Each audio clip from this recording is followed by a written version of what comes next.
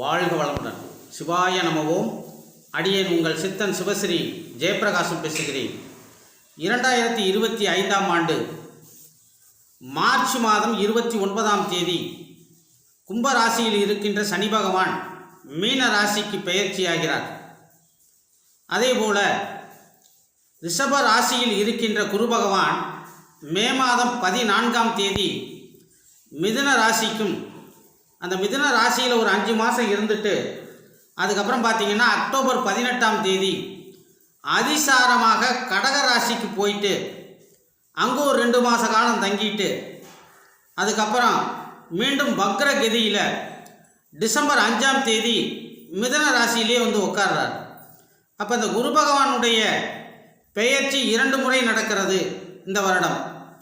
அதே மாதிரி ராகு கேது மே மாதம் 18ஆம் தேதி மீன ராசியில் இருக்கின்ற அந்த ராகு பகவான் கும்ப ராசிக்கும், கன்னியா ராசியில் இருக்கின்ற கேது பகவான் சிம்ம ராசிக்கும் பெயர்ச்சி அடைகிறார்.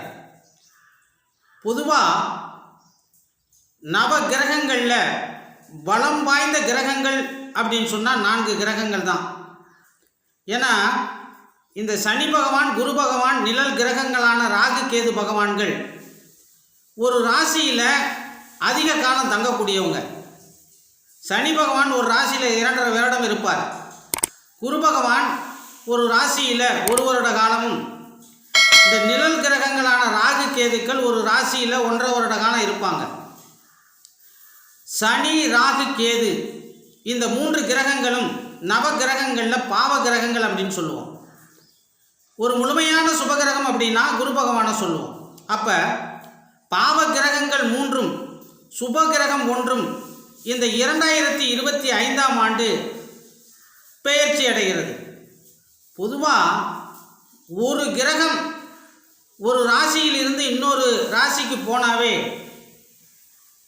பல மாற்றங்கள், பல நிகழ்வுகள் இந்த நாட்டில் நடக்கும். அதே மாதிரி ஒவ்வொரு ராசிகளுக்கும் சில நன்மைகளும் தீமைகளும் நடக்கக்கூடிய ஒரு காலகட்டம் அப்படின்னு சொல்லலாம். ஆனால் இந்த வருடம் பார்த்திங்கன்னா 4 கிரகமும் பெயர்ச்சி அடையுது. ஏன்னா இது எல்லாமே வருட கிரகங்கள். அப்படி இருக்கும் பொழுது 12 ராசிகளில் இந்த மிதுன ராசிக்காரங்களுக்கு இந்த கிரக பெயர்ச்சிகள் எப்படி இருக்கும் அப்படிங்கிறத பற்றி தான் இந்த பதிவு. மிதுன ராசி என்பது புதனுடைய முதல் ஆட்சி வீடு. இந்த மிதுன ராசிக்கு சனி பகவான் 8, 9க்கு உண்டான அதிபதி. இப்போ அவர் 10ல் வந்து உட்கார்றார். மீன ராசியில் குருவினுடைய வீட்டில் சுபத்தன்மை குணம் கொண்ட ஒரு சனியாக செயல்பட அந்த வீட்டில் வந்து உட்கார்றார். அதே மாதிரி குரு பகவான் இது வரைக்கும் பார்த்திங்கன்னா இந்த மிதுன ராசிக்கு விரயஸ்தானத்தில் இருந்தார். இப்போ அவர் ஜென்ம குருவாக வந்து ராசியிலே உட்கார்றார். ஒரு போதாத காலம் இந்த குரு பகவானம் நடக்க இருக்கிறது அப்படின்னு சொல்லலாம். அதே மாதிரி இந்த ராகு பார்த்திங்க அப்படின்னா 10லிருந்து 9க்கு போகிறாங்க. அதே மாதிரி இந்த கேது இதுவரை 4ஆம் இடத்தில் இருந்தார், இப்போ 3ஆம் இடத்துக்கு வர்றார்.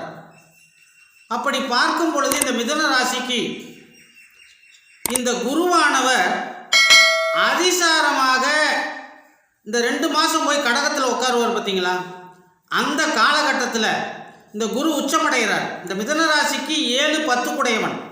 அப்படி இருக்கும் பொழுது கண்டிப்பாக இதுவரை திருமணத்திற்காக காத்து கொண்டிருந்தவர்களுக்கு ஆண் பெண் யாராக இருந்தாலும் அவர்களுக்கு இந்த வருடம் திருமண பாக்கியத்தை ஏற்படுத்தி கொடுத்து விடுவார் அப்படின்னு நம்ம முழுசாக நம்பலாம்.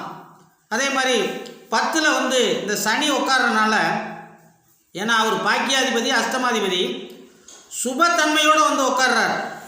அப்போ அந்த குருவினுடைய வேலையை கண்டிப்பாக அவர் செய்வார் 10ல் உட்கார்ந்து. அப்போ தொழில் ஸ்தானம் வலுப்பெறுகிறது. கர்ம சனியாக இருந்தாலும் கூட அவர் இந்த மிதுன ராசிக்கு தொழில் வழியை ஏற்படுத்தி கொடுப்பார்.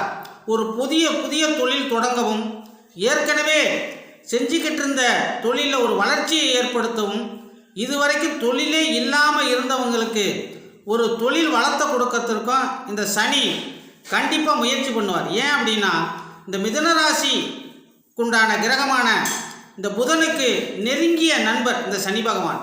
அதே மாதிரி ராகு கேதுக்களும் புதனுக்கு நெருங்கிய நண்பர்கள். இந்த குரு பகவான் மட்டும்தான் இந்த புதனுக்கு ஒரு பாதகமான ஒரு கிரகம் அப்படின்னு சொல்லலாம். அப்படி இருக்கும் பொழுது 3 கிரகங்கள் இந்த மிதுன ராசிக்கு சாதகமாக பயிற்சி அடைகிறது. இது வரைக்கும் பார்த்தீங்க அப்படின்னா இந்த மிதுன ராசிக்காரங்களுக்கு பல வகைகளிலும் ஏமாற்றம் நடந்திருக்கும்.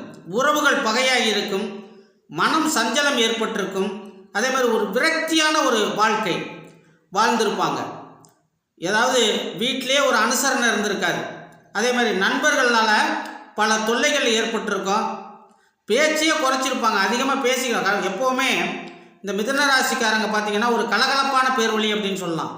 அப்படி இருக்கக்கூடியவர்கள் கும்பலாக இருந்தால் அந்த இடத்துல நின்றுக்க மாட்டாங்க. இப்போ இந்த 1 வருட காலமாக ஒரு இணக்கமான சூழ்நிலை, ஒரு நட்பு ரீதியான விரிசல் இதெல்லாம் ஏற்பட்டிருக்கும்.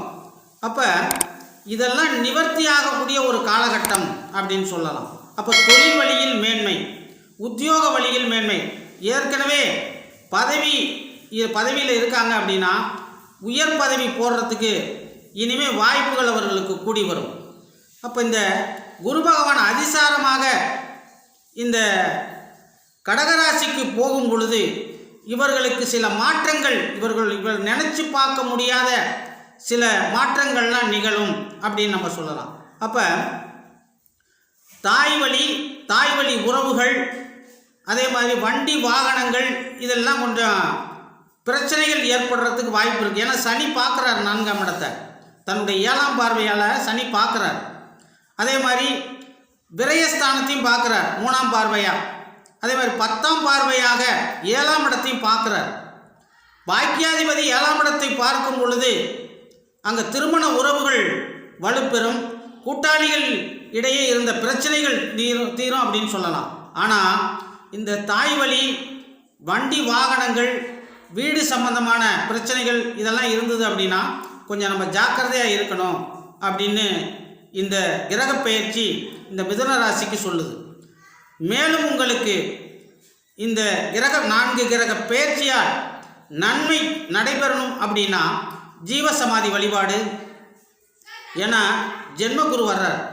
அப்படி இருக்கும் பொழுது இவர்களுக்கு மனம் சஞ்சலம் ஏற்பட வழி இருக்கிறதுனால ஜீவசமாதி வழிபாடுகள், மகான்கள் வழிபாடுகள், அதே மாதிரி வாழ்க்கையில் கீழ் நிலையில் இருப்பவர்களுக்கு உதவி, ஊனமுற்றவர்களுக்கு உதவி, துர்க்கை வழிபாடு, காளி வழிபாடு இதெல்லாம் செஞ்சுக்கிட்டே வந்தீங்க அப்படின்னா, ஏன்னா ஆன்மீக வழிபாடு, தந்தையின் உடல்நிலையில் அக்கறை காட்டணும். ஏன்னா ராகு போய் 9ஆம் இடத்துல உட்கார்றார். சில விபரீதமான பிரச்சனைகளை எல்லாம் கொண்டு வரக்கூடியவர்.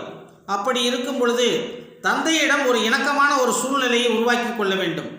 இப்போ நான் சொன்ன இதெல்லாம் செஞ்சுக்கிட்டீங்க அப்படின்னா இந்த 4 கிரக பெயர்ச்சிகளும் மிதுன ராசிக்கு கண்டிப்பாக ஒரு நன்மையை செய்யும். வாழ்க வளமுடன், எல்லாம் நிறைவாகட்டும், சகல ஐஸ்வர்யங்களும் உங்களுக்கு கிடைக்கட்டும். என்னுடைய வீடியோ உங்களுக்கு பிடிச்சிருந்தது அப்படின்னா லைக் பண்ணுங்கள், ஷேர் பண்ணுங்கள், கமெண்ட் பண்ணுங்கள்.